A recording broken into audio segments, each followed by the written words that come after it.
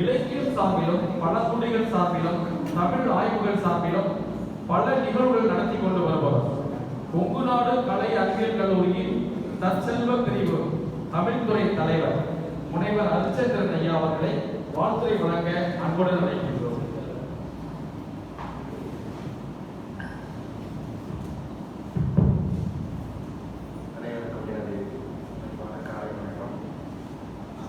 கலை அறிவியல் கல்லூரி தமிழ்துறை புலம் தமிழ் இலக்கிய பழமை இணைந்து நடத்தக்கூடிய கம்பல் இலக்கிய அரங்கம் என்ற இந்த நிகழ்வுக்கு வருகை புரிந்திருக்கக்கூடிய இந்த புலம் தமிழ் இலக்கிய பழையினுடைய நிறுவனர் தலைமையேற்றிருக்கக்கூடிய ஐயா பூவா ரவீந்திரன் ஐயா அவர்களும் கொங்குநாடு கலை அறிவியல் கல்லூரி தமிழ்துறை தலைவர் தமிழக அரசுடைய கம்பல் விருதாளர் பேராசிரியர் முருகேசன் ஐயா அவர்களையும் முன்னிலை வைக்கக்கூடிய மாணிக்கராஜ் ஐயா அவர்களையும் நம் கலைஞர் தமிழரசன் ஐயா அவர்களையும் இந்த நிகழ்வினை இங்கே நடத்துவதற்கு இவர்களுக்கு உறுதுணையாக இந்த தமிழ்துறை சார்பாக நாங்கள் எந்த கோரிக்கைகள் வைத்தாலும் அதை உடனடியாக நிறைவேற்றுவோர் எங்களுடைய செயலர் அவர்களையும் முனைவர்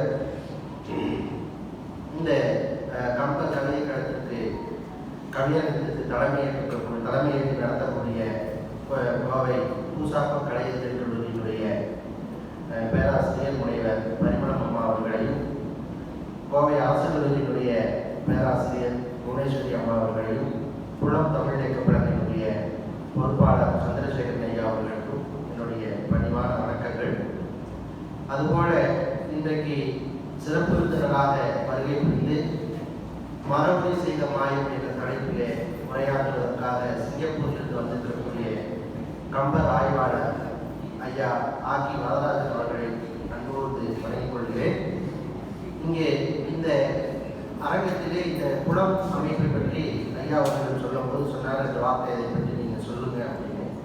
இது ஒரு இன்றைக்கு அந்த புலம் இலக்கிய பழகை நிறுவும் பொழுது அவர்கள் அதனுடைய நோக்கமே பெரும்பாலும் இளைய தலைமுறையினருக்கு போய் இந்த விஷயங்கள் நிறைய தொடர்ச்சியாக தமிழ் இலக்கியம் சார்ந்து பல்வேறு விஷயங்கள் அந்த மாணவர்களுக்கு சென்று சேர வேண்டும் என்ற ஒரு நோக்கத்தை அடிப்படையாக கொண்டு அவர்கள் அந்த அமைப்பை நமது பேரூர் ஆதினம் அவர்களை கொண்டு இந்த அமைப்பை அவர்கள் நிறுவினார்கள். தொடர்ந்து ஒவ்வொரு மாதமும் அவர்கள் ஒரு ஆள் வர்றாங்க, 50 பேர் வர்றாங்க, 100 பேர் வர்றாங்க, அவங்களுக்கு எண்ணிக்கை பற்றி கவலை இல்லை. ஆனால் விஷயம் என்ன செய்யணும்னா மற்றவர்களுக்கு போய் சேர வேண்டும் என்பதற்காக அவர்கள் தொடர்ந்து விடாமுயற்சியோடு இந்த நிகழ்வுகளை எல்லாம் தொடர்ந்து நடத்தி கொண்டு வருகிறார்கள். அதில் பங்கேற்கக்கூடிய மாணவர்களுக்கு உண்மையாகவே அது அவர்கள் உங்களுக்கு பல்வேறு விதத்திலே அது பயனுள்ளதாக இருக்கும். உங்களை நீங்கள் அறிமுகம் செய்து கொள்வதற்கு ஏன்னா ஒவ்வொருத்தருக்கும் ஒவ்வொரு அரங்கிலே அவர்கள் கவிதை வாசிப்பதற்கும் உங்களை வளர்த்துக் கொள்வதற்கு